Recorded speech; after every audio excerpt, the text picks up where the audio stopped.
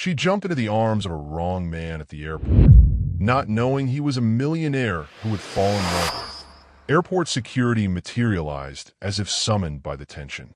Daniel noticed phones pointed their way, passengers recording what looked like a lover's reunion interrupted by drama. Social media gold. Corporate nightmare. Have you ever had your private moment become public? Hi viewers, kindly tell us where you're watching from and what time it is. Warm welcome to the family. Enjoy the story. She threw herself into the arms of a complete stranger, and in that moment, both their carefully constructed lives shattered like glass on concrete. The terminal's marble floors stretched endless under harsh lighting, thousands of travelers moving like currents around islands of chrome seating. Alicia Brown cut through them like a woman drowning, searching for any lifeline. Her overstuffed duffel bag bounced against her hip as she glanced back. Marcus was still there, pushing through the crowd with that familiar rage burning in his eyes. "Alicia, get back here." His voice cut through the airport noise like a knife. She needed an exit. Any exit. Her heart hammered against her ribs as she scanned faces, looking for someone, anyone who might help. That's when she saw him. Tall, expensive suit, strong shoulders, standing alone by gate B12, checking his phone with the kind of calm confidence that screamed safety. Without thinking, without planning, she ran straight at him. "Please act like you know me," she whispered as she threw her arms around his neck. Daniel Carter froze. 1 second he was reading quarterly reports. The next a beautiful stranger was pressed against his chest, trembling like a trapped bird. Her dark hair smelled like vanilla and desperation. Every instinct told him to step back, ask questions, maintain the professional distance that had protected him for 3 years since Rebecca's death. Instead, his arms closed around her. "Whatever you need," he murmured against her ear, surprised by his own response. Have you ever been so desperate that you'd trust a complete stranger with your life? Have you felt cornered with nowhere to run? Sometimes salvation comes from the most unexpected places. But what happens when your rescue comes with a price you never saw coming? Marcus appeared like storm clouds, his face twisted with possession and fury. "What the hell do you think you're doing?" Daniel felt the woman, Alicia, press closer. Her whole body shook against his. He'd built a multi-billion-dollar empire by reading people, and everything about this situation screamed danger. Not from her, from him. "I'm sorry, do we know each other?" Daniel's voice carried the kind of authority that made boardrooms fall silent. "That's my woman you're touching, rich boy." "I'm not your anything," Alicia whispered, but her voice cracked. Airport security materialized as if summoned by the tension. Daniel noticed phones pointed their way, passengers recording what looked like a lover's reunion interrupted by drama. Social media gold. Corporate nightmare. You should walk away. Should let security handle whatever domestic situation was playing out. Should protect his reputation, his company, his carefully controlled public image. Instead, he tightened his arms around her. "Sir, we're going to need to see some identification," the security officer said to Marcus, whose aggressive stance had attracted attention. As Marcus reluctantly reached for his wallet, Alicia lifted her face to Daniel's. Her eyes were the color of coffee at midnight, wide with gratitude and something else, recognition. Not his face, but of his character. Like she'd been searching for someone exactly like him without knowing it. "Thank you," she breathed. "Don't thank me yet," he said quietly, watching Marcus argue with security. "This is about to get complicated. If you've ever had to choose between safety and pride, you'll understand what happens next. Hit that like button if you're ready for this journey." Phone cameras flashed. Marcus's voice grew louder. Security called for backup. And somewhere in the chaos, Daniel made a decision that would change everything. As airport security approached and phone cameras turned their way, Daniel whispered words that would change everything. "Whatever you're running from, you're safe now." He had no idea he'd just made himself a target. By midnight, their embrace was trending worldwide, but the truth behind the viral moment could destroy them both. The hotel room's wall-mounted television flickered with their images, her face blurred in some shots, crystal clear in others, while news anchors dissected their 30-second embrace like archaeologists examining ancient artifacts. Daniel loosened his tie and poured himself 2 fingers of bourbon. Alicia sat curled on the leather sofa, staring at her phone screen in horror. Mystery woman captures billionaire's heart at Atlanta airport, she read aloud. Daniel Carter's secret romance exposed. They're calling me your secret girlfriend. Could be worse, Daniel said, settling beside her with careful distance. They could be calling you a gold digger. She scrolled down. Oh wait, they are. The comment section was brutal. Anonymous users speculating about her motives, her background, her intentions. Others defended the romance, sharing heart emojis and fairy tale comparisons. The video had been viewed 2 million times in 8 hours. I'm sorry, Alicia said, setting the phone face down. I never meant for this to happen. Tell me about Marcus. Her shoulders tensed. What do you want to know? Everything. If we're going to fix this situation, I need to understand what we're dealing with. Alicia studied his face, searching for judgment she didn't find. We dated for 2 years. He was charming at first. Protective. Said he loved how independent I was. She laughed bitterly, right up until he tried to change everything about me. Did he hurt you? The question hung between them like a loaded weapon. Daniel watched her fingers trace the edge of a throw pillow, buying time she didn't have. Not physically, not usually. She met his eyes. He had other ways of keeping control. Made me quit jobs he didn't like. Isolated me from friends. Convinced me I was lucky to have him because no one else would put up with my issues. Daniel's jaw tightened. He recognized the pattern, emotional abuse disguised as love.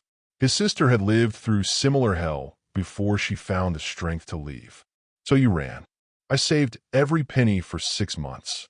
Told him I was visiting my mom in Montgomery. Instead, I bought a one-way ticket to Atlanta. She gestured at the television. A lot of good that did me. Have you ever had your private moment become public? How do you handle judgment from people who don't know your story? Share your experience below. The bourbon burned warm down Daniel's throat as he processed her story. In the corporate world, he dealt with calculated risks, measured investments, predictable outcomes. Alicia represented chaos, beautiful, vulnerable, complicated chaos. His phone buzzed. Text from his publicist. Emergency meeting tomorrow. Board asking questions. Need damage control strategy ASAP. I should go, Alicia said, reading his expression. You've done enough. More than enough. Where will you go? I'll figure it out. I always do. She stood, reaching for her duffel bag, and Daniel felt something twist in his chest. When was the last time someone had needed his protection instead of his money? When had anyone looked at him like he was a hero instead of a bank account? Stay. The word escaped before he could stop it. Alicia froze, bag halfway to her shoulder. Just for tonight, he added quickly. Tomorrow we'll figure out a plan. But tonight you're safe here. The air between them shifted.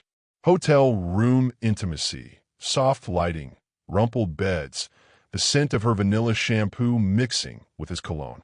She was beautiful in a way that didn't require maintenance or enhancement. Natural, real. Everything the women in his social circle weren't. I don't want your pity, she said quietly. Good, because I don't pity you. I admire you. Their eyes locked. The television continued its gossip cycle in the background, but the only sound that mattered was her breathing, slightly uneven, matching his own.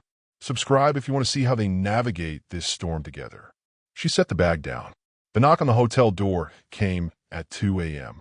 Through the peephole, Daniel saw 2 men in expensive suits, and neither looked like hotel staff. We need to talk about your new girlfriend, one said. Before she cost you everything. The men at his door weren't reporters. They were Marcus's connections, and they knew exactly how to weaponize a billionaire's reputation. Daniel kept the chain lock engaged, speaking through the gap. Gentlemen, it's late. Whatever this is about can wait until business hours. Marcus Hoffman sends his regards, the taller man said, his smile cold as winter concrete. Nice girl you picked up. Shame about her history. Behind him, Daniel heard Alicia's sharp intake of breath. He glanced back. She'd gone pale, gripping the sofa arm like an anchor.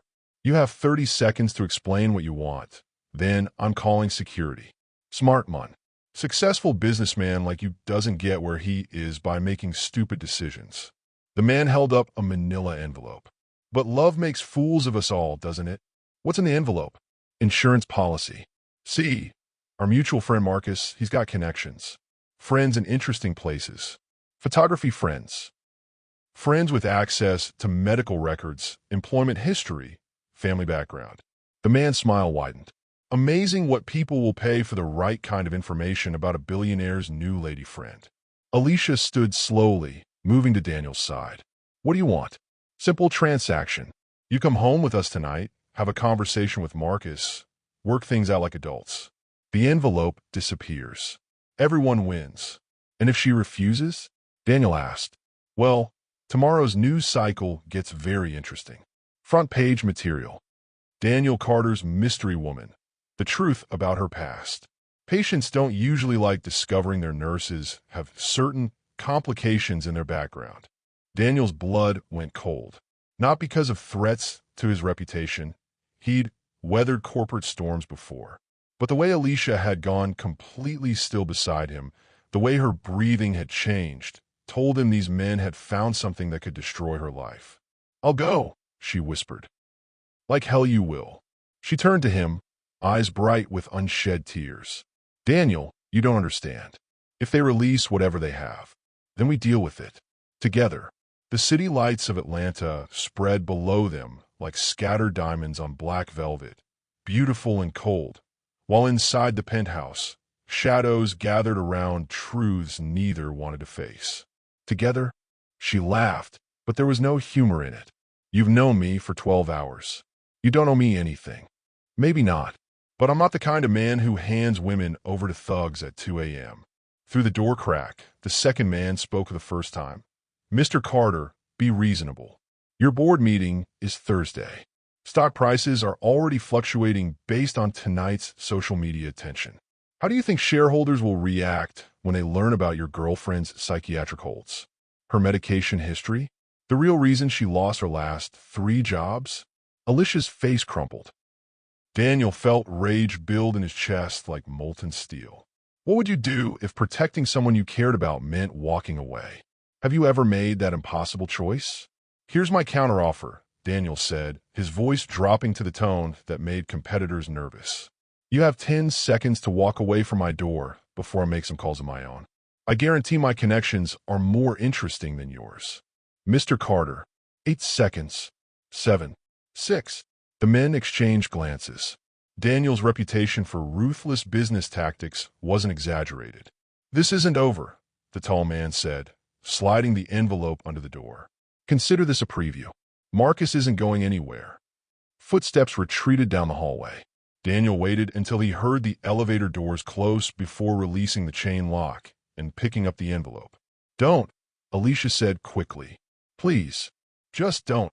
But he was already opening it. The photographs inside made his jaw clench. Not scandals.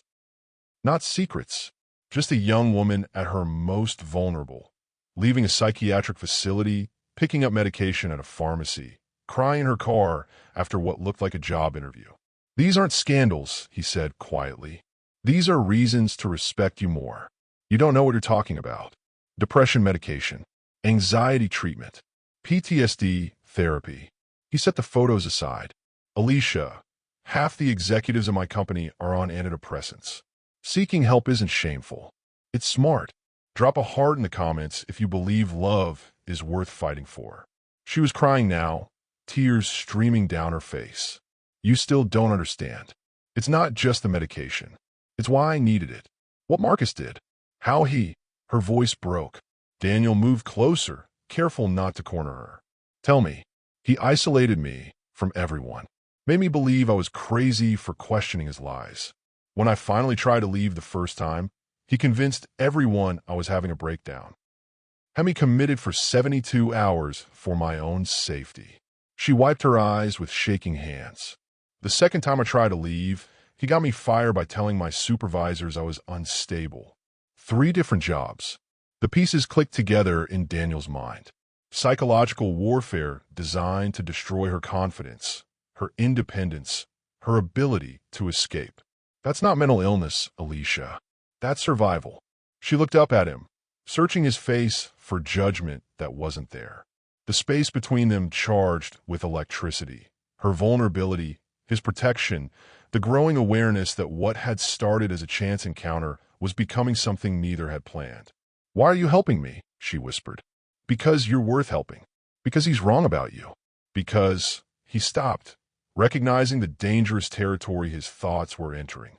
Because what? As Alicia packed her single bag, she left behind a note with 8 words that would haunt Daniel for days. Some people aren't worth the trouble they bring. But she was wrong about one thing. He was just getting started. He'd built an empire by never accepting defeat, and he wasn't about to start with a woman who'd awakened his dormant heart. Daniel stared at the note for the 3rd time in an hour. 8 words written in careful handwriting on hotel stationery. Some people aren't worth the trouble they bring. She'd left while he was in the shower, taking nothing but her duffel bag and leaving behind a silence that felt like physical pain. His phone buzzed constantly, media requests, board member concerns, his publicist demanding immediate damage control meetings. He ignored them all. Instead, he made a different kind of call. "Marcus Hoffman," he said to his head of security. "I want to know everything. Financial records, employment history, associates, addresses, parking tickets. Everything. How deep do you want us to go?" "Ocean floor." The hospital corridors smelled of antiseptic and hope deferred, where Alicia moved between patients like a ghost, trying to remain invisible to ghosts of her past. Birmingham General was understaffed and overworked, exactly the kind of place that hired good nurses without asking too many questions about employment gaps. She'd been there 3 days when the flowers arrived. "Someone's got an admirer," her supervisor, Janet, said with a knowing smile. "White roses. Expensive ones." The card was simple. "You're wrong about the trouble. D." Alicia's hands shook as she read it. He'd found her. Somehow, despite her careful planning, her cash-only transactions, her deliberate choice of a different city, Daniel Carter had tracked her down. Her phone buzzed. Text message from unknown number. "Lunch? There's a diner across from the hospital. I'll wait. Have you ever wanted to run toward someone and away from them at the same time? Tell me about a time when your head and heart were at war." She worked her entire shift with the message burning in her pocket. Through medication rounds and patient care, through the chaos of the emergency department and the quiet moments between crises, she felt his presence like a gravitational pull. At 2 p.m., she looked out the break room window. He was there, sitting in a corner booth at Mel's Diner, reading what looked like a newspaper but glancing up every few minutes toward the hospital entrance. He'd traded his expensive suit for jeans and a button-down shirt, but he still looked like money. Still looked out of place in her world. Still looked like everything she'd ever wanted and couldn't have. "You gonna stare all day or actually talk to the man?" Janet appeared beside her with coffee and unsolicited wisdom. "Honey, I've been married 37 years. I know the look of a man who's not giving up. It's complicated. Love usually is. Question is, what's more complicated? Talking to him or spending the rest of your life wondering what if?" At 3 p.m., Alicia crossed the street. Daniel looked up as she approached his booth, and the relief on his face was so genuine it made her chest ache. "I wasn't sure you'd come. I'm here for 5 minutes. Just to tell you to stop." "Stop what?" "The flowers. The texts. Whatever this is." She slid into the booth across from him, maintaining distance. "I meant what I wrote in the note." "No, you didn't." His certainty caught her off guard. "Excuse me. You don't believe you're not worth trouble. If you believed that, you wouldn't have saved money to escape. Wouldn't have fought for your independence. Wouldn't risk everything to start over." He leaned forward. "You're scared. There's a difference." The diner buzzed with afternoon energy around them. Truckers grabbing coffee, hospital workers stealing quick breaks, the ordinary rhythm of working people living ordinary lives. Nothing about this moment should have felt extraordinary, but sitting across from Daniel Carter made everything seem possible. "You had me investigated," she said, changing subjects. "I had Marcus investigated. You were collateral research. And what did you find? That you're stronger than you think. That you've survived things that would break most people. That you have a 6-year-old son named Tommy who thinks you hung the moon. Alicia's breath caught. You looked into my son? I looked into the man who's threatening you. Tommy was context. Daniel's expression gentled. He's staying with your mother in Montgomery while you get settled here. Smart kid, from what I hear. Honor roll student. Plays Little League baseball. If you think bringing up my son will.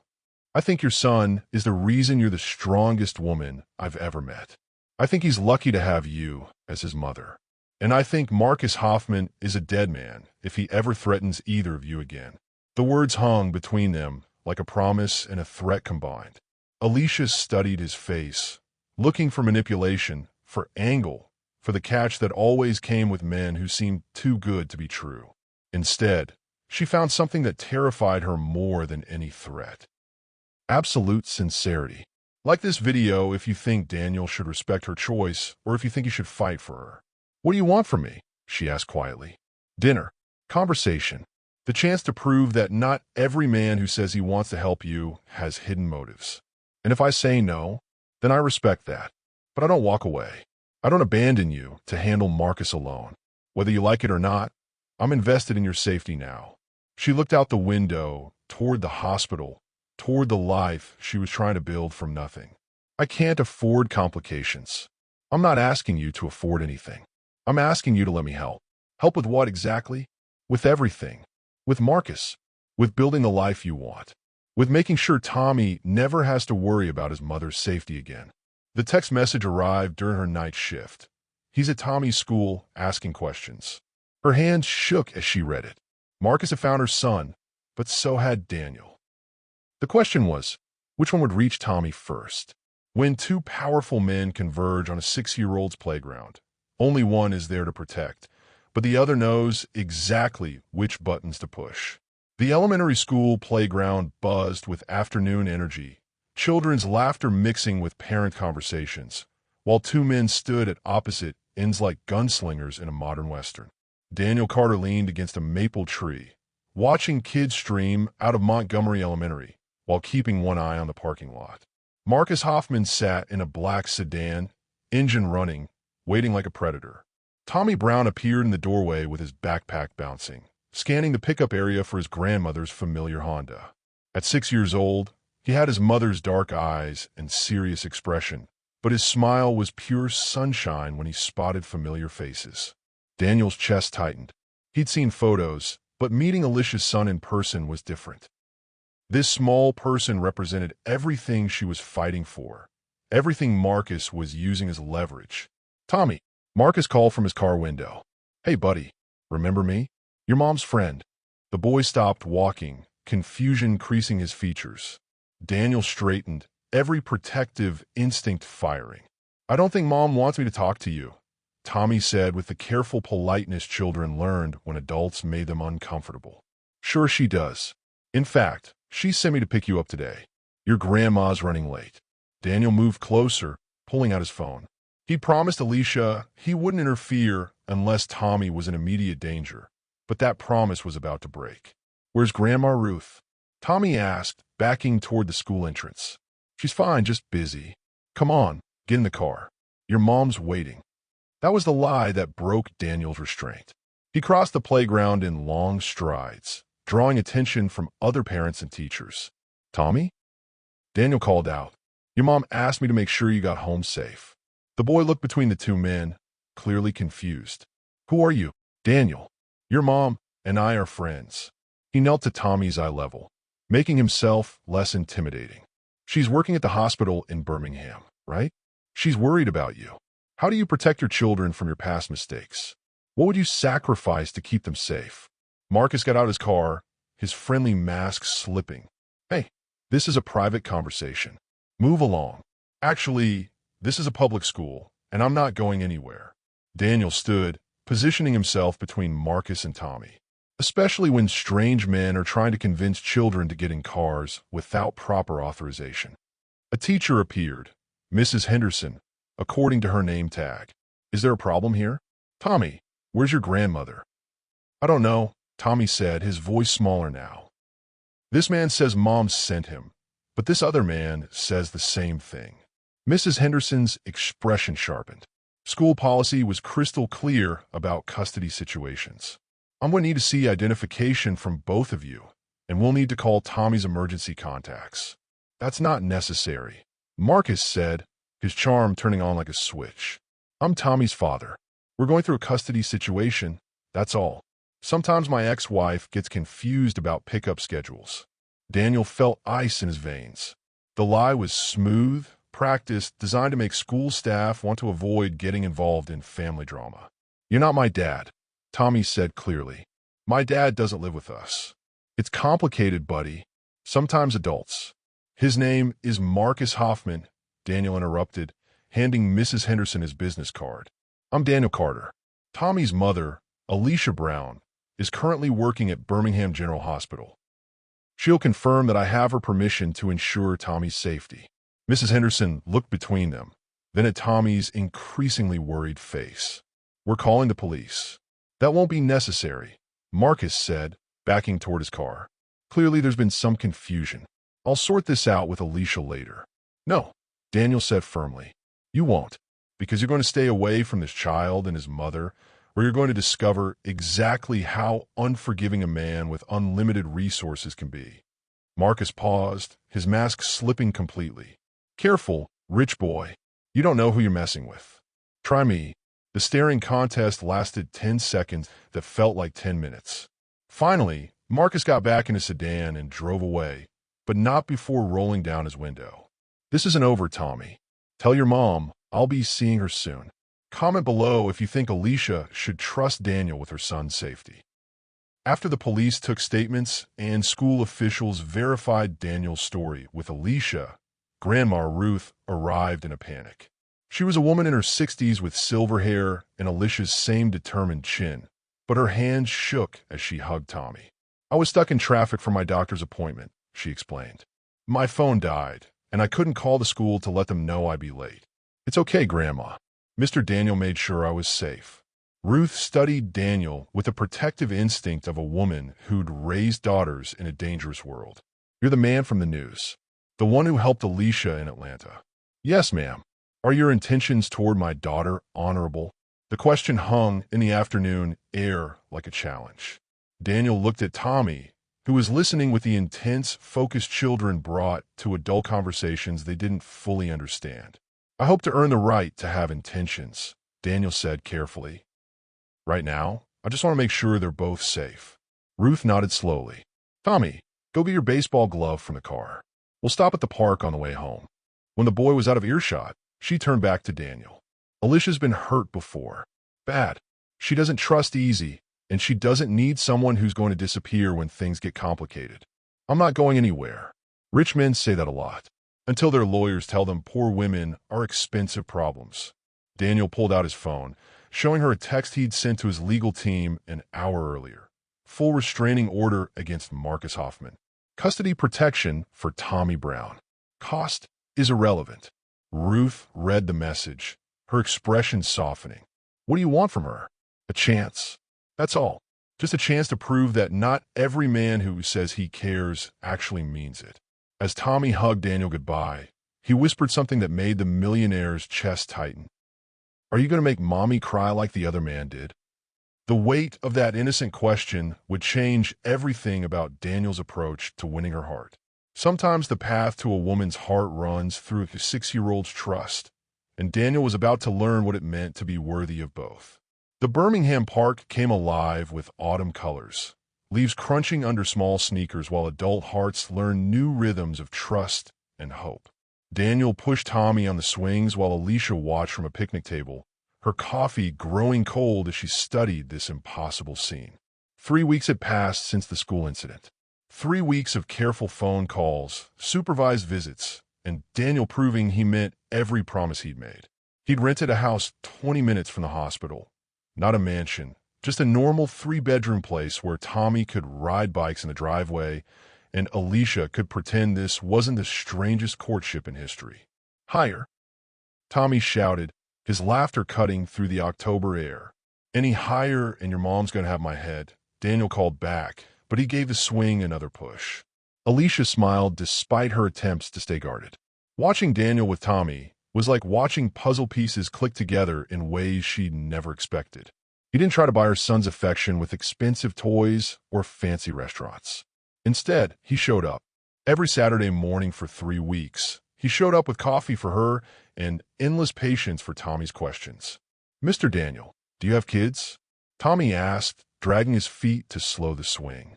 "No, Buddy. Never found the right person to have kids with." "What about now?" Daniel's eyes found Alicia's across the playground. The look that passed between them was loaded with possibility and fear in equal measure. "Now I'm still figuring that out," he said carefully. "Have you ever found love through someone else's eyes? How did a child or friend help you see someone differently?" Tommy jumped off the swing and ran to his mother. "Mom, can Mr. Daniel come to my baseball game next week?" "Honey, he's probably busy." "Actually," Daniel said, joining them at the picnic table, "I'd love to come, if that's okay with you." The question was directed at Alicia, but his eyes asked for more than permission. They asked for trust, for the chance to be part of something bigger than business deals and board meetings. "It's just Little League," she said, testing him. "Probably boring for someone used to corporate entertainment." "Alicia, I haven't been to a baseball game in 15 years. Corporate entertainment is boring." "This sounds perfect." Tommy beamed. "I'm a shortstop, and I can hit really good now. Grandma Ruth's been practicing with me." "Really well," Alicia corrected automatically, then caught herself treating Daniel like family, including him in her parenting moments. The realization made her stomach flutter. As the afternoon wore on, the careful boundaries they'd maintained began to blur. Daniel helped Tommy climb the monkey bars while Alicia took pictures. They shared nachos at the concession stand like any normal family on a Saturday outing. When Tommy skinned his knee on the slide, both adults rushed to comfort him, their hands brushing as they applied bandages. "I think I'm okay," Tommy announced after thorough inspection of his injury. "But maybe I should sit with Mom for a minute." He climbed onto Alicia's lap, suddenly looking younger than his 6 years. Daniel watched them together, seeing the fierce protective love that had driven every decision Alicia had made. "Mom, is Mr. Daniel your boyfriend now?" The question hung in the autumn air like a challenge. Other parents glanced over, curious about the well-dressed man who'd been showing up regularly with a pretty nurse and her son. "It's complicated, baby." "Why?" From the mouths of babes. Daniel leaned forward, genuinely interested in her answer. "Because sometimes adults have to be careful about who they trust," Alicia said carefully. "And sometimes people have different kinds of lives that don't fit together easily." "But you like him, right? He makes you smile." She did like him. That was the problem. Liking Daniel Carter felt dangerous, like standing at the edge of a cliff and discovering you wanted to jump. Share this video if you believe the best relationships build slowly, with trust and respect. "Yeah," she admitted. "I like him." Daniel's smile was worth every moment of vulnerability the admission cost her. As they walked back to their cars, Tommy ran ahead to collect interesting rocks for his collection. Daniel and Alicia fell into step beside each other, their hands almost touching. "Thank you," she said quietly. "For what?" "For showing up. For being patient. For not trying to buy your way into our lives." "Alicia, I don't want to buy my way into anything. I want to earn it." The setting sun painted golden light across the parking lot. In that light, Daniel looked less like a billionaire and more like a man who'd found something worth fighting for. Alicia felt the last of her defenses crack. "The game's next Saturday at 2, she said. Tommy wasn't kidding about being good at shortstop. "I'll be there. With everything going on, your company, the media attention, Marcus, you don't have to." "I'll be there," he repeated, stepping closer. "Unless you don't want me there. I want you there." The admission hung between them like a bridge they were both afraid to cross. Daniel reached out, tucking a strand of hair behind her ear. His touch was gentle, reverent, like she was made of something precious. "Alicia." Tommy's voice interrupted the moment. "Mom, look at this rock. It looks like a heart." He held up a smooth stone, worn by weather into the shape of love itself. Daniel and Alicia stared at it, then at each other, both thinking the same thing. Even nature seemed to be rooting for them. The custody papers arrived on a Tuesday morning, thick with legal threats and Marcus's signature. But tucked inside was a photograph that made Alicia's blood freeze. Daniel leaving Tommy's school with a note, "Rich boyfriends can't hide forever. Choose wisely." The courthouse steps became their battlefield, where custody fights and corporate espionage collided in ways that could destroy everything they'd built. The family court building loomed gray and imposing, its steps worn smooth by countless battles between people who once loved each other enough to create life together. Alicia climbed those steps with Daniel beside her, both knowing that the next few hours could end everything they'd started building. Marcus waited inside with two lawyers who looked like they charged more per hour than most people made in a month. His smile was cold as winter when he saw them approach. "Alicia, you look stressed. Motherhood treating you well. Save it." "Marcus," she replied, her voice steadier than she felt. And the famous Daniel Carter, enjoying playing house with another man's family. Daniel's hand found the small of Alicia's back, a gesture of support that didn't go unnoticed by Marcus's legal team. They were building a case around her instability and inappropriate relationships, using their connection against her. Judge Harrison was a woman in her 50s with gray hair and no patience for games. She'd seen every custody trick in the book, and her expression suggested she was already tired of this case. "Mr. Hoffman, your petition claims Ms. Brown is an unfit mother due to mental health issues and inappropriate relationships. Present your evidence." The next hour was brutal. Marcus's lawyers painted Alicia as unstable, citing her therapy sessions after leaving him, her job changes, her sudden involvement with a wealthy man who might be using her for publicity. They had photos, medical records, testimony from former co-workers who'd been fed lies about her performance. "Your Honor," Marcus's lead attorney said, "Ms. Brown has demonstrated a pattern of poor judgment and instability. She fled the state without notice, engaged in a public relationship that generated national media attention, and has consistently put her own needs above her child's welfare. What would you sacrifice to protect your child? Your career? Your reputation? Your future happiness?" Alicia's lawyer fought back hard, but the damage was mounting. Every piece of her life was being twisted into evidence against her. The apartment she'd chosen for safety became isolation from family support. Her relationship with Daniel became gold-digging behavior. Her escape from Marcus became abandoning responsibility. "Ms. Brown," Judge Harrison said during a brief recess, "I need to ask you directly. Are you currently in a romantic relationship with Mr. Carter?" The courtroom fell silent. Cameras weren't allowed, but every face turned toward her like flowers following the sun. Her answer could save or damn everything. "Yes, Your Honor, I am." "And how long have you known Mr. Carter?" 6 weeks. Murmurs ran through the courtroom. 6 weeks sounded reckless when your child's future hung in the balance. That's a very short time to introduce a new man into your son's life. Alicia felt Daniel tense beside her, but she kept her eyes on the judge. "Your Honor, with respect, I've known Marcus Hoffman for 3 years, and he spent most of that time making me believe I was crazy. Sometimes time isn't what matters. Sometimes character is." "Objection," Marcus's lawyer called. "Irrelevant emotional manipulation." "Overruled. Continue, MS. Brown, Daniel has shown more genuine care for my son in 6 weeks than Marcus ever did in 3 years. He shows up. He keeps his promises. He makes Tommy laugh. He makes me feel safe for the first time in years." Her voice broke slightly. "If loving someone who treats us with respect makes me unfit, then I don't understand what fitness means anymore. Hit that notification bell so you don't miss how this legal battle unfolds." The judge studied her for a long moment. "Mr. Carter, you understand that dating Ms. Brown puts you in a complicated legal situation? That your reputation and business interests are now tied to this custody case?" Daniel stood. "Yes, Your Honor. I understand completely. And you're comfortable with that level of personal and professional risk for a relationship that's only 6 weeks old?" "Your Honor, I've been making calculated risks my entire career. But this isn't a calculation. This is about protecting a woman and child who deserve better than being terrorized by a man who can't accept that his relationship is over." Marcus shot to his feet. "That's not what happened." "Sit down, Mr. Hoffman," the judge warned.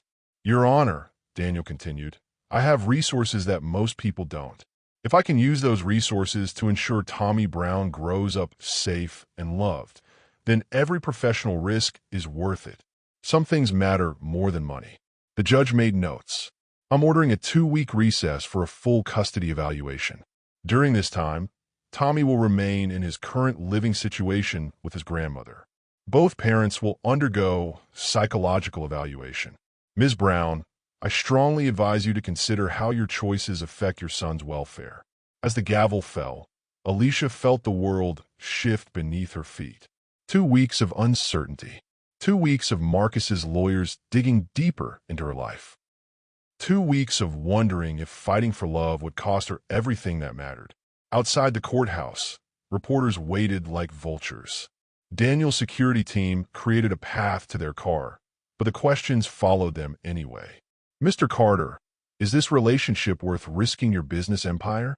Ms. Brown, do you regret involving a billionaire in your custody battle? Will you stay together if she loses custody? They reached the car without answering, but the last question echoed in the silence between them. The judge's words cut through the courtroom like a blade. Temporary custody will be awarded pending investigation of the mother's current living situation and associations.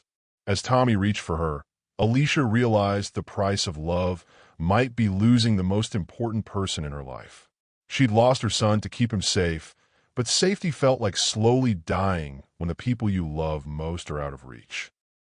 The foster home's front porch looked welcoming enough, with painted railings and flower boxes, but it might as well have been prison walls for a mother who could only wave from the sidewalk. Alicia sat in Daniel's car across the street, watching Tommy play in the yard with children she didn't know, supervised by adults who were strangers. He looks okay, Daniel said quietly, though they both knew okay wasn't the same as happy. He keeps looking toward the street. He's waiting for me to come get him. 2 days had passed since Judge Harrison's decision. 2 days of Alicia barely eating, barely sleeping, moving through her hospital shifts like a ghost. The custody evaluator had been thorough and cold, asking questions designed to expose weakness, instability, poor judgment. How do you prove you're a fit mother when everything you've done to protect your child looks like running away? The evaluation will show the truth, Daniel said, but his voice lacked conviction. Will it? Because the truth is I've been in therapy. The truth is I lost 3 jobs because of Marcus's sabotage. The truth is I threw myself at a stranger in an airport and changed both our lives forever. She turned to look at him.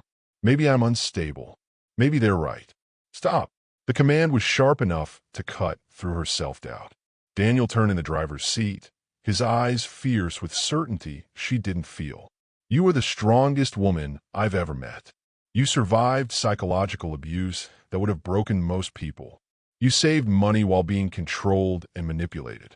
You built a new life from nothing. You protected your son from a man who was using him as a weapon.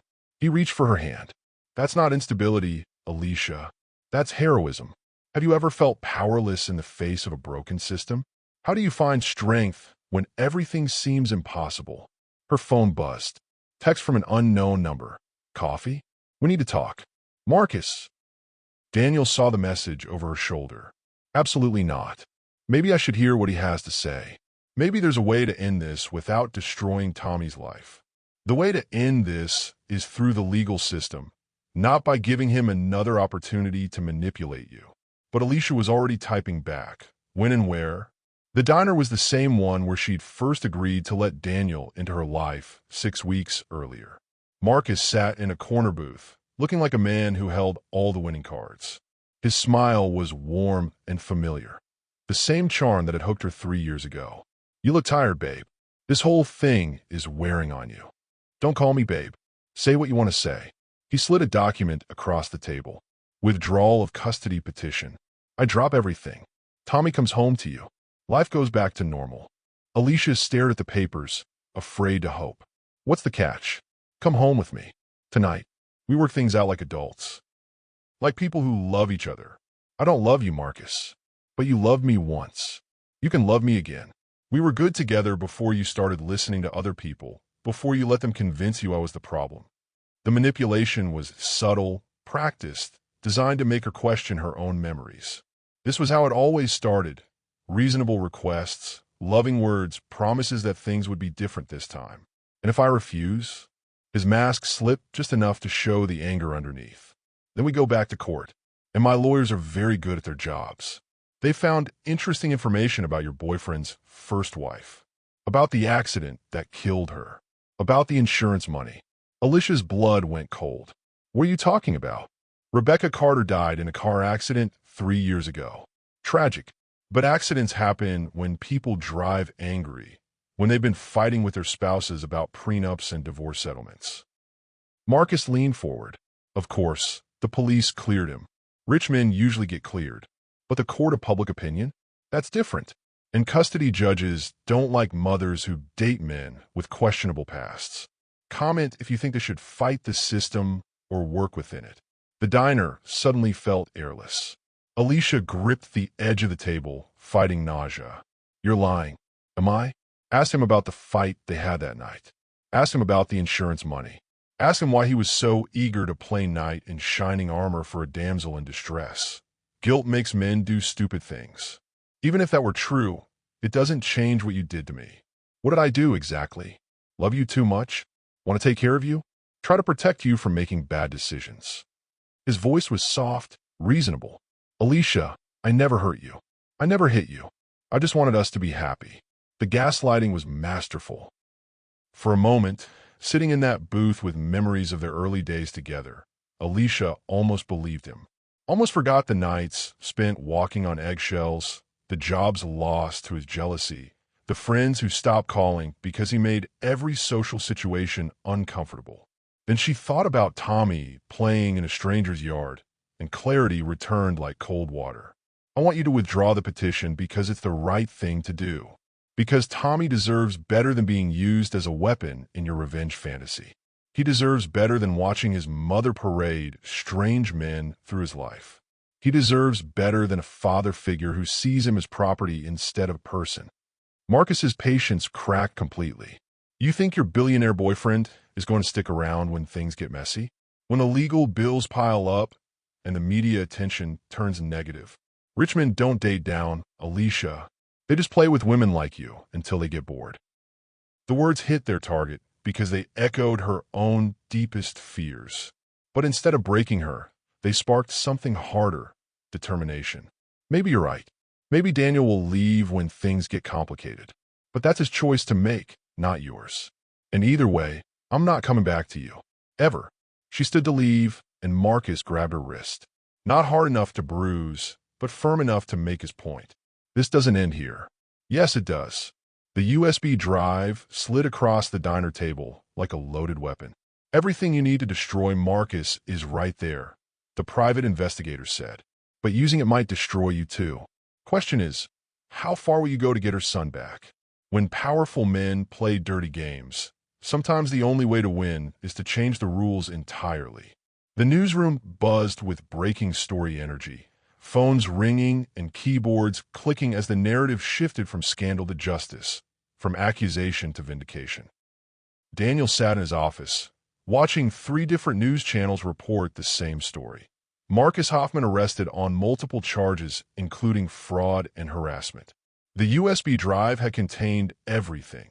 Financial records showing Marcus's embezzlement from his company, recorded conversations where he discussed fabricating evidence against Alicia, and most damaging of all, recordings of him coaching witnesses to lie about her job performance and mental state. The custody petition has been withdrawn, his lawyer announced over speakerphone. Judge Harrison reviewed the evidence and issued a formal apology to Ms. Brown. She also issued a restraining order against Mr. Hoffman that covers both Alicia and Tommy. Daniel leaned back in his chair, feeling tension leave his shoulders for the first time in weeks. When can Tommy come home? Today. The foster placement was terminated an hour ago. Do you believe in fighting fire with fire? When is it okay to use someone's own tactics against them? The reunion happened at the courthouse steps, the same place where their world had nearly fallen apart 2 weeks earlier. Tommy ran toward his mother like a guided missile, launching himself into her arms with 6-year-old abandon. Alicia spun him around, both of them crying and laughing at the same time. Daniel watched from a respectful distance, giving them space for the private moment that belonged to mother and son alone. But when Tommy finally looked up and saw him standing there, the boy's face lit up like Christmas morning. "Mr. Daniel, did you help get me back to Mom?" "Your mom did that herself, buddy. She's the strongest person I know." Tommy considered this with the seriousness children brought to important matters. "Are you going to stay this time, even when things get scary?" The question cut straight to the heart of everything. In the past few weeks, Daniel had been forced to examine every assumption about his life, his priorities, his willingness to fight for what mattered. Boardrooms and corporate battles seemed insignificant compared to the courage it took to love someone completely. "I'm not going anywhere," he said, and meant it. Later that evening, they celebrated at the park where they'd spent so many Saturdays building trust. Tommy played on the swings while Daniel and Alicia sat close together on the picnic table, their hands intertwined, watching the sunset paint the sky in shades of hope. "I owe you an apology," Alicia said quietly. "For what?" "For doubting you. For believing Marcus when he said you'd leave. For not trusting that this was real."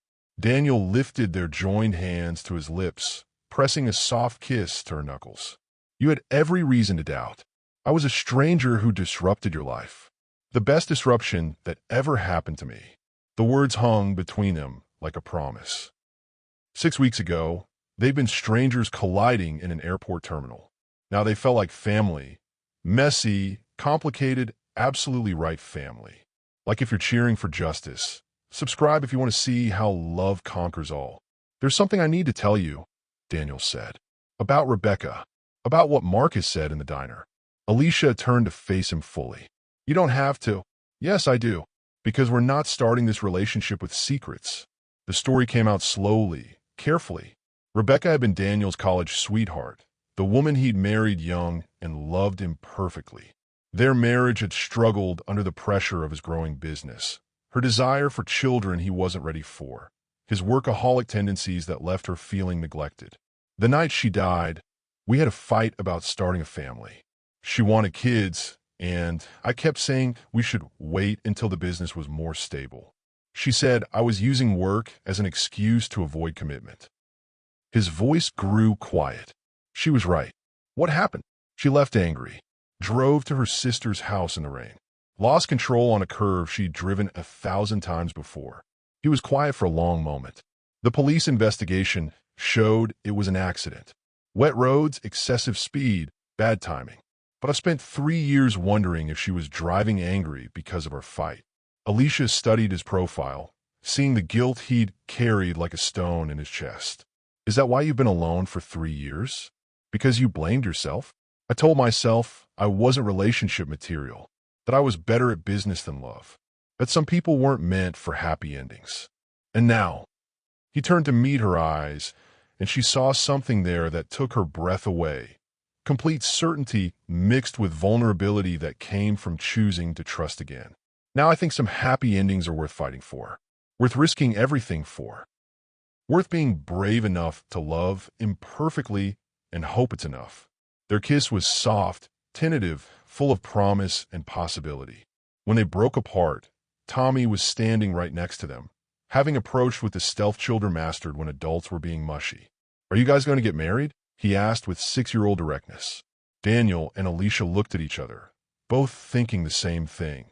It was too soon for marriage talk, but not too soon for forever thoughts. "Maybe someday," Alicia said carefully, "if Mr. Daniel sticks around long enough."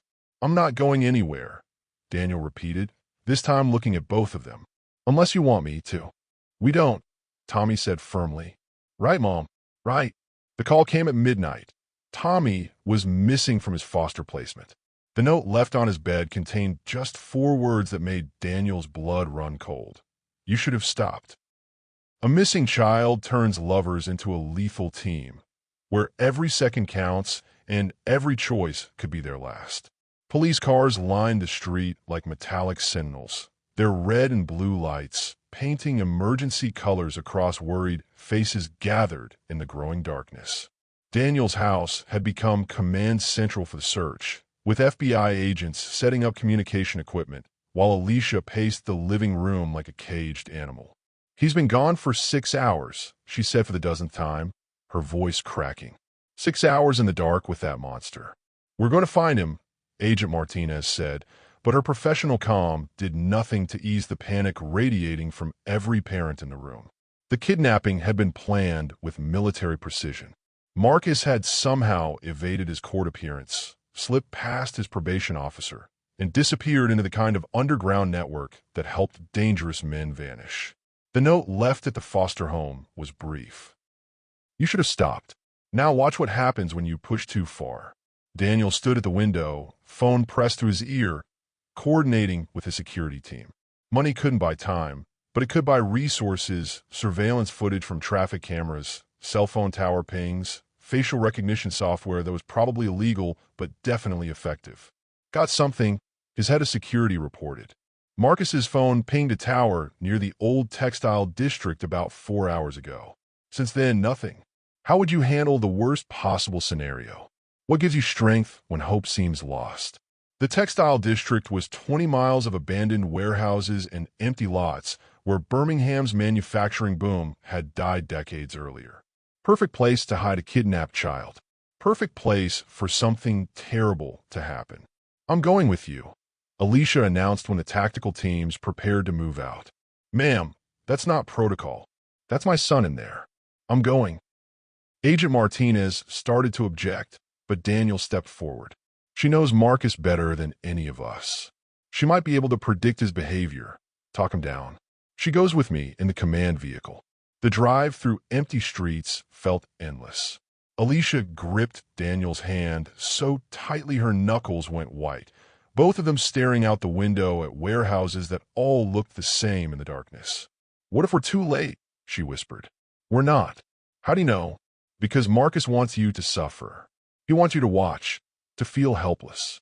That means Tommy's alive. That means we still have time. The logic was cold, but reassuring. Marcus's cruelty would be their advantage. His need to hurt Alicia would keep Tommy alive long enough for rescue.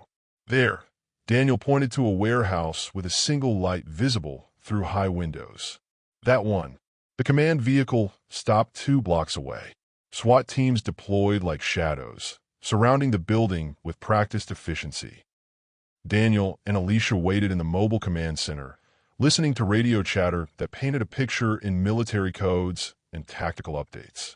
Alpha team in position. Bravo team ready.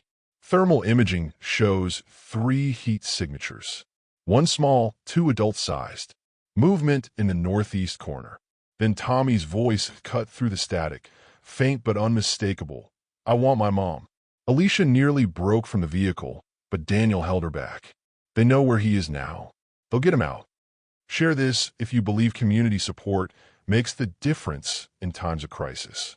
The warehouse interior stretched cavernous and cold through the night vision cameras, filled with shadows that seemed to breathe with menace.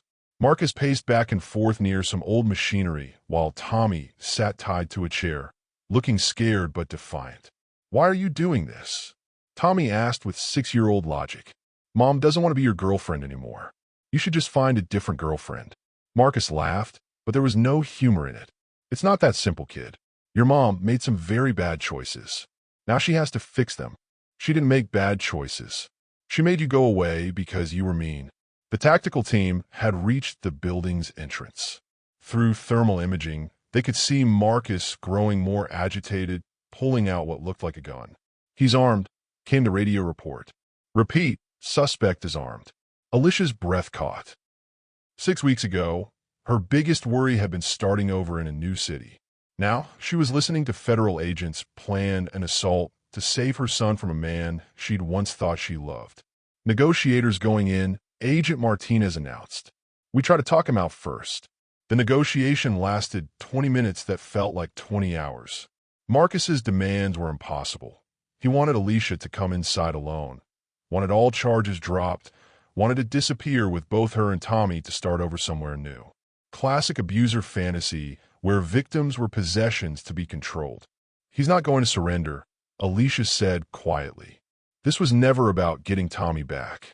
This is about punishing me for leaving. Daniel squeezed her hand. Then we ended.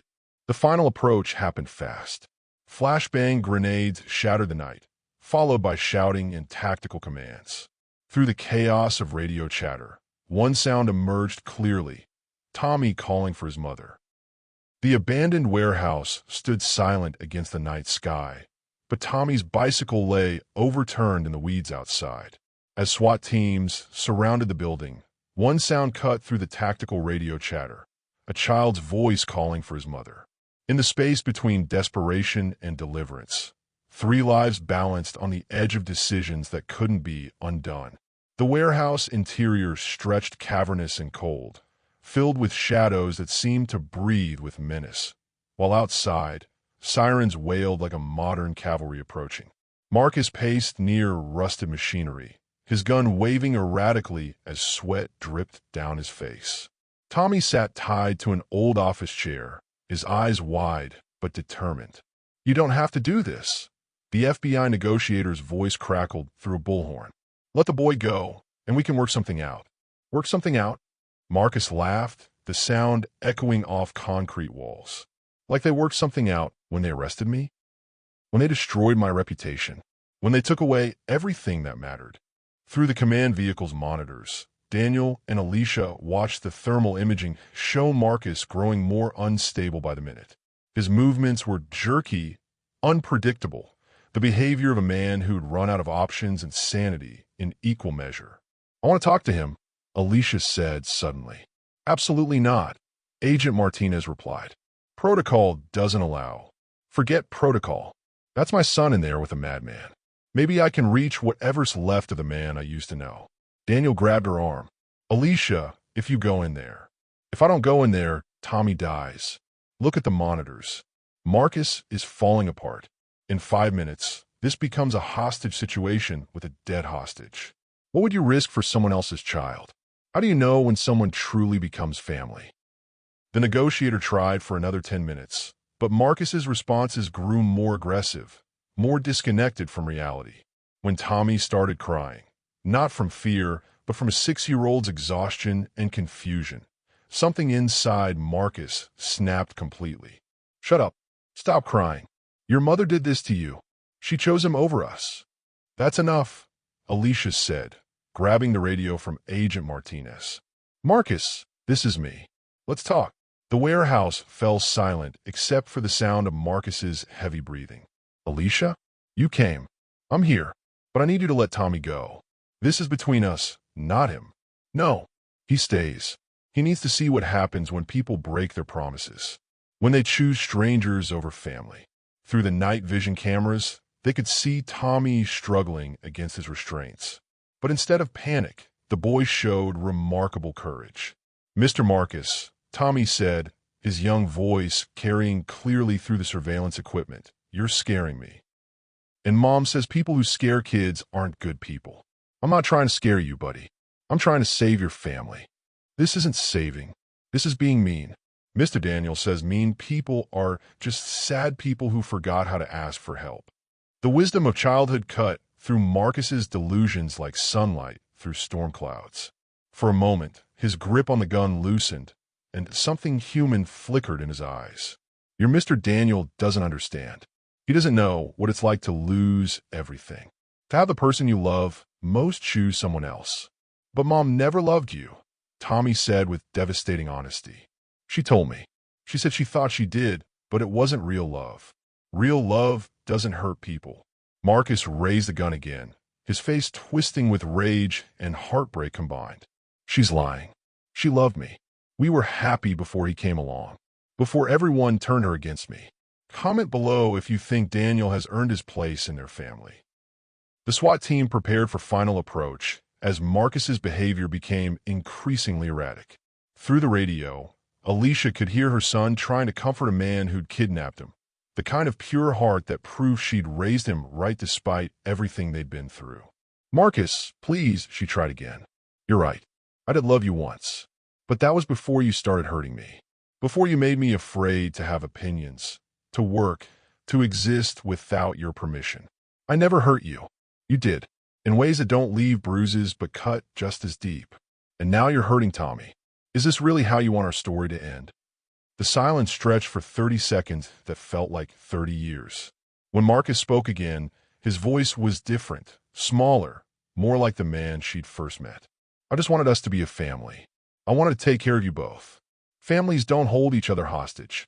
Marcus, they don't use fear to keep people close. Then what do they use? Before Alicia could answer, Tommy spoke up again. They use hugs. And they say please and thank you. And they don't yell unless it's an emergency. And they let people choose their own cereal at the store. The simple truth of a child's understanding broke something in Marcus. He looked at the gun in his hand as if seeing it for the first time, then at Tommy, who was looking at him with more pity than fear. I'm not a bad person, he said, but it sounded like a question. No, Alicia said gently through the radio. You're a hurt person who made bad choices, but you can still make a good choice now. The gun clattered to the concrete floor. Marcus sank to his knees, finally broken by the weight of his own actions. Tommy, with the resilience of childhood, looked toward the warehouse entrance and smiled. Mom, can we go home now? As the handcuffs clicked around Marcus's wrists and Tommy ran into his mother's arms, Daniel felt a different kind of fear. The terrifying joy of finally having everything he'd never dared to want. But happy endings require one more leap of faith. After surviving their worst nightmare, they discovered the hardest part wasn't the rescue. It was learning to believe in their right to happiness. The therapist's office felt warm and safe, filled with children's drawings and soft lighting, where healing happened one honest conversation at a time. Dr. Sarah Chun had kind eyes and infinite patience. Exactly what Tommy needed as he processed the trauma of his kidnapping and what his family needed as they learned to trust in their safety again. How are the nightmares?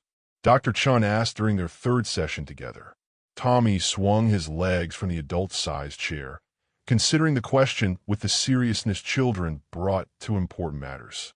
Better. Mom sleeps in my room now, and Mr. Daniel checks all the locks twice. How do you feel about Mr. Daniel living with you and your mom? Good. He makes pancakes on Saturday mornings, and he knows all the words to my favorite songs in the car. And when I have bad dreams, he sits with me until they go away. 3 weeks had passed since the warehouse.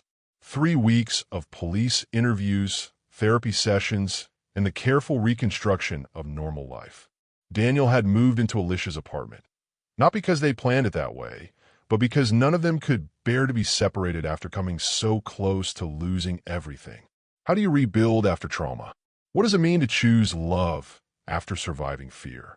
Sometimes I think about Mr. Marcus, Tommy continued, surprising both adults.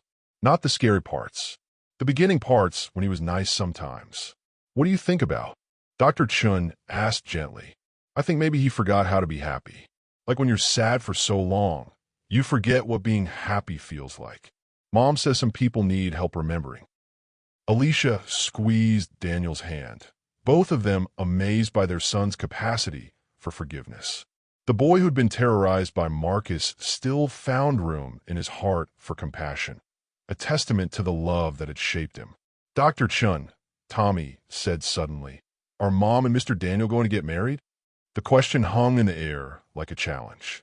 They'd been living together, acting like a family, building a life that felt permanent, but the M word hadn't been officially discussed. Too much trauma, too much healing, too much focus on getting through each day to think about forever. That's a question for them to answer, Dr. Chun said diplomatically. I hope they do. I want Mr. Daniel to be my real dad. Is that okay to say?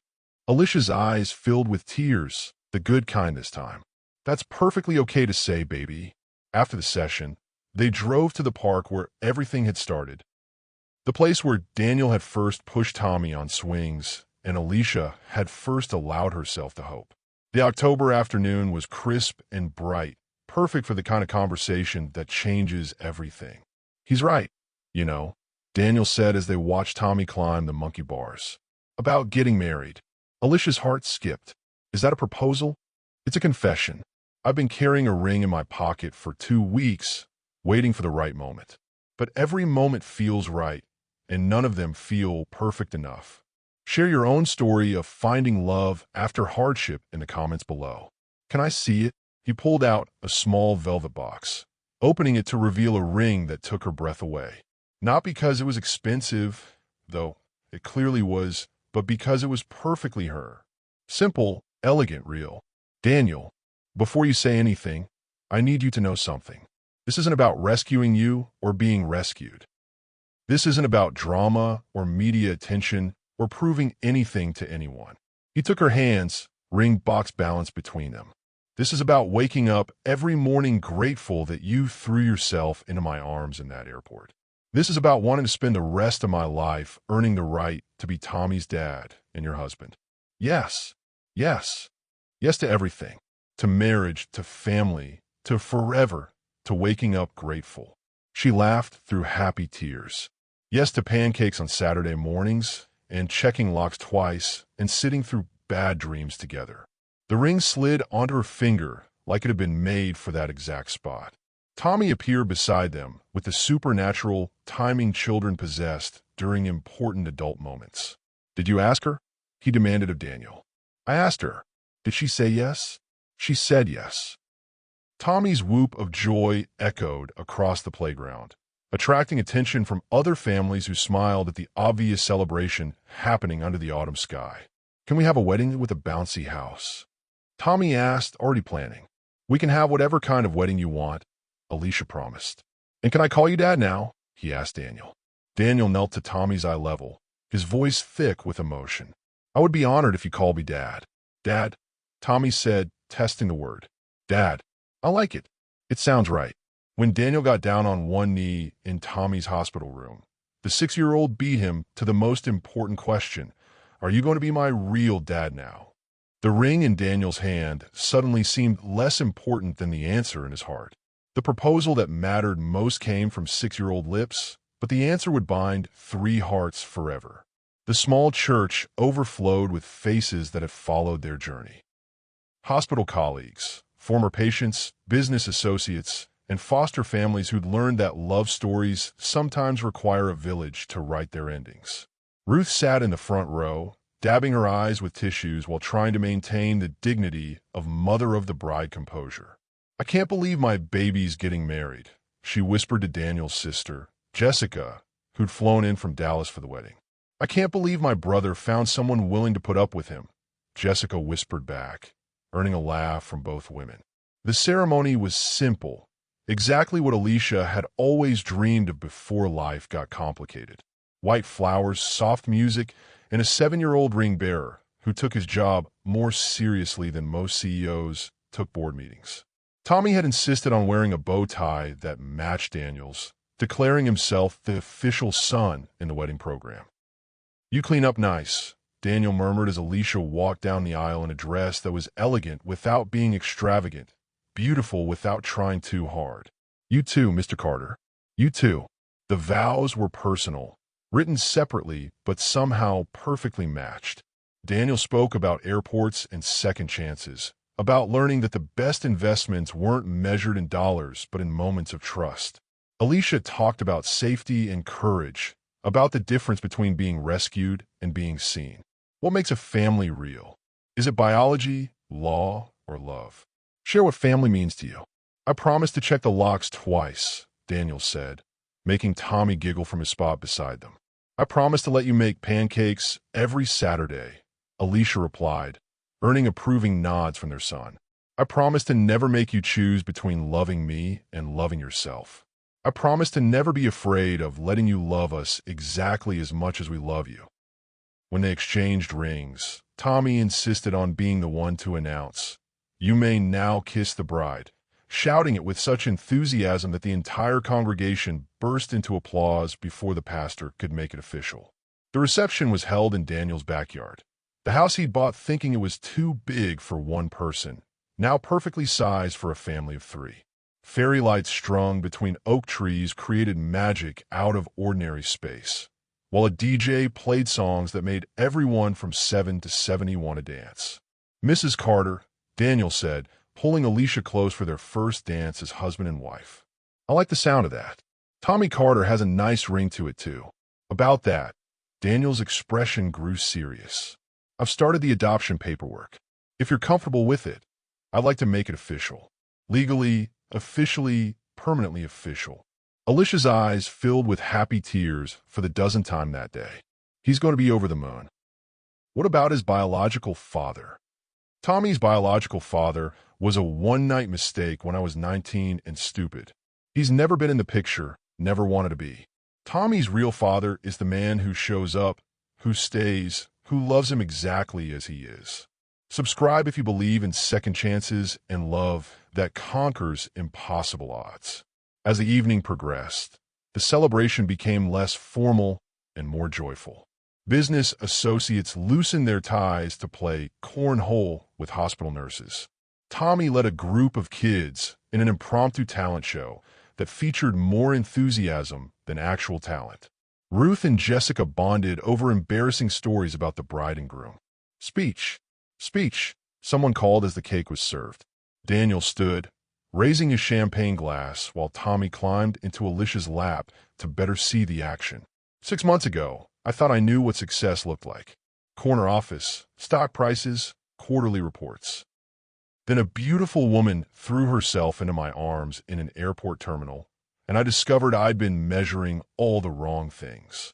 Get to the mushy part, Tommy called out, making everyone laugh. The mushy part, Daniel continued, is that love isn't about grand gestures or perfect timing. It's about showing up every day and choosing each other, even when things get scary. Especially when things get scary. He looked at Alicia, then at Tommy, then at the faces gathered around them, people who'd become family through choice rather than blood. To second chances, to airport collisions, and to the best trouble that ever happened to me. Cheers, Tommy shouted, raising his juice box high. As the night wound down and guests filtered away, the three of them sat on the back porch steps, shoes kicked off, formal clothes wrinkled from dancing and cake fights and the general chaos of celebration. Best day ever, Tommy declared, his head resting against Daniel's shoulder.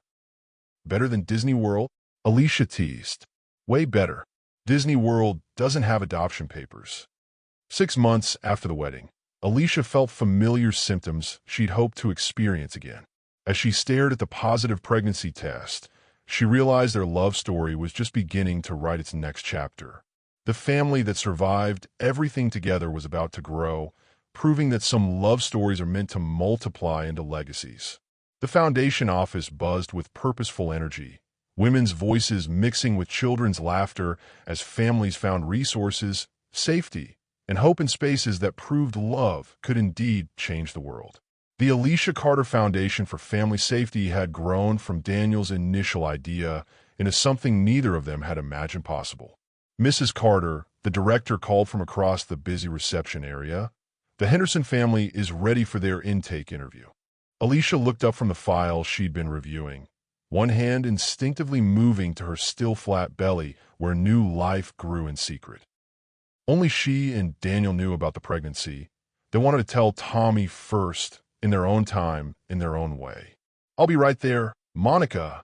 The Henderson family was typical of the women and children they served, a mother fleeing domestic violence with 2 young kids, carrying nothing but hope and determination. Mrs. Henderson reminded Alicia of herself 2 years earlier, except this woman had resources, support, a place to land safely. Tell me what you need, Alicia said gently, settling into the consultation room that had been decorated to feel more like a living room than an office.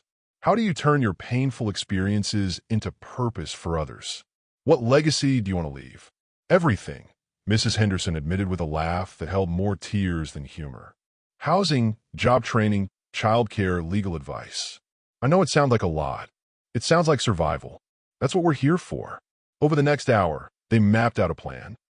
Temporary housing in one of the foundation's apartments, job training in medical administration, childcare at the on-site center, legal support for divorce and restraining orders. Services that would have changed everything for Alicia during her darkest moments. Why are you doing this? Mrs. Henderson asked as they finished the paperwork. I mean, I know you went through something similar, but you could just live your happy ending. Why go through all this to help strangers? Alicia considered the question, thinking about Tommy playing in the foundation's childcare center, about Daniel reviewing architectural plans for their 3rd facility, about the life growing inside her that would be born into safety instead of fear. Because happy endings should multiply. Because my son deserves to grow up in a world where no child has to choose between loving his mother and feeling safe. Because some gifts are meant to be shared. That evening, as they tucked Tommy into bed in his dinosaur-themed room, Alicia caught Daniel's eye. Tonight felt right for the conversation they'd been planning. "Tommy, we have something exciting to tell you," Daniel said, sitting on the edge of the bed. "Are we getting a dog?" Tommy asked hopefully. "Better." Alicia laughed, joining them on the bed that barely fit 3 people. "You're going to be a big brother." Tommy's eyes went wide. "Really? Like a real baby? That I have to share my toys with? A real baby that you'll get to teach things to? How to ride a bike? How to play baseball? How to be brave when things get scary? Will the baby call me Tommy? Or Big Brother?" "Whatever you want the baby to call you," Daniel said. "It's your choice." Tommy considered this with the gravity children brought to important decisions. Big Brother Tommy. That sounds important. It is important. Being a big brother is one of the most important jobs in the world. Like if you believe survivors can become healers, and share if this story gives you hope. As they settled in for bedtime stories, Tommy asked the question that had been brewing since the announcement. "Will you still love me the same when the baby comes?" "Tommy," Alicia said, pulling him close, "love doesn't get divided when families grow. It multiplies. I won't love you less when the baby comes. I'll love you more. More proud of the big brother you'll be, more grateful for the amazing kid you already are." "What about Dad? We still have time to play catch." "Buddy," Daniel said seriously, "babies sleep a lot. Like 16 hours a day. That leaves plenty of time for catch and bike riding and teaching you how to change diapers." "Goals. Essential life skills," Daniel corrected with a grin. 6 months later, at the Foundation's first annual gala, the growth was evident everywhere. In a number of families served, the partnerships with hospitals and police departments, the corporate sponsorships that had allowed them to expand services. Daniel spoke about second chances while Tommy, now 8 and confident in his role as big brother-to-be, presented flowers to his mother. The Carter family represents what's possible when love becomes action, the mayor said during her introduction. When privilege becomes purpose. When personal healing becomes community healing. As Daniel took the podium to address the crowd of donors, supporters, and families they'd served, Alicia felt the baby kick for the first time, a flutter of movement that made her gasp and smile simultaneously. 2 years ago, my wife threw herself into my arms in an airport terminal, Daniel began. She was running from danger, looking for safety. What she found was family. What we built together was proof that the best love stories don't end with happily ever after, they begin with it.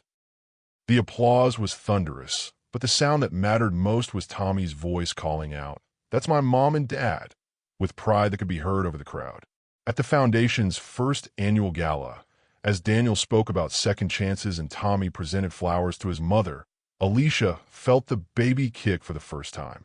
In that moment, surrounded by the community they'd built, she finally understood what it meant to be truly safe. 5 years after a desperate woman threw herself into a stranger's arms, their love had become a beacon for others lost in their own storms. The same airport terminal where they'd first collided now bustled with familiar energy, but this time they walked through it together. Tommy carrying his baby sister while his parents followed, hands intertwined, no longer running from anything. Hartsfield-Jackson looked exactly the same, but everything else had changed. "This is where Mom jumped into Dad's arms," Tommy explained to 4-year-old Emma, who listened with the solemn attention she brought to all her big brother stories. "Right here by Gate B12. Did it hurt?" Emma asked, her dark curls bouncing as she looked between the gate and her parents. "No, sweet heart," Alicia laughed. It felt like coming home. They were traveling to Houston for the opening of their 5th Foundation location, a facility that would serve families across Texas with the same comprehensive services they'd pioneered in Alabama and Georgia. What had started as Daniel's way of helping one woman had grown into a network that had assisted over 3,000 families. Mrs. Carter, a young woman, approached hesitantly. "I'm sorry to bother you, but I wanted to thank you." Looking back on their journey, What moment changed everything? What would you have done differently? The same? I don't think we've met, Alicia said kindly. Sarah Martinez. You probably don't remember me, but I came to the foundation 2 years ago with my 3 kids. Fleeing my ex-husband, you personally helped me through the intake process. The name clicked. Sarah had been one of their success stories. A woman who'd gone from victim to survivor to advocate, now working as a counselor for other families in crisis. Sarah, of course I remember. How are you? How are the kids? Thriving. All of us. I just finished my master's degree in social work, and I'm opening a private practice focused on trauma therapy. None of it would have been possible without the foundation support. Daniel watched the exchange with the quiet satisfaction he'd learned to recognize. This was the return on investment that mattered. Not quarterly profits, but quarterly transformations. Lives rebuilt, families healed, cycles of abuse broken. The ripple effect never stops amazing me, he said as Sarah walked away to catch her flight. Ripple effect? Emma asked, adding the phrase to her ever-expanding vocabulary. When you throw a stone into water, the circles keep getting bigger and bigger, Tommy explained with 8-year-old wisdom. Dad says when you help one person, they help other people, and those people help more people. Like magic, better than magic. Like love. The Houston facility's grand opening drew crowds that reflected the full scope of their impact. Former clients, now working as advocates, corporate partners who'd made family safety a priority, law enforcement officers trained in trauma-informed response, and hundreds of volunteers who'd chosen to be part of the solution. Looking at this crowd, the mayor of Houston said during her speech, "You realize that the Carter Foundation hasn't just changed individual lives, it's changed how we think about domestic violence, about family safety, about what's possible when communities come together." If this story moved you, hit that like button and subscribe for more tales of love conquering impossible circumstances. Share in the comments which character's growth inspired you most. Remember, sometimes the most beautiful love stories begin with the bravest leap of faith. As the ceremony concluded and families toured the new facilities, Tommy found himself in the children's area, helping younger kids with art projects while Emma napped in her stroller nearby. Watching her son work with children who reminded her of herself at that age, scared, uncertain, hoping for safety, Alicia felt the profound completeness of a life lived with purpose. Regrets? Daniel asked, appearing beside her with 2 cups of coffee and the easy intimacy of a man who knew exactly how his wife took her caffeine. About jumping into a stranger's arms in an airport? Never. About everything that came after? The media attention, the legal battles, the kidnapping, the constant demands of running a foundation. Alicia considered the question seriously. The past 5 years have been anything but easy. There have been death threats from abusers angry about their wives finding help, corporate challenges when competitors tried to use their personal story against Daniel's business interests, and the constant emotional weight of hearing trauma stories daily.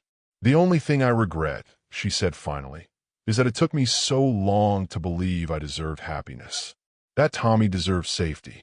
That some men really do mean it when they say they want to help. And now I know that the best love stories aren't about perfect people finding each other. They're about broken people choosing to heal together and using their healing to help others do the same.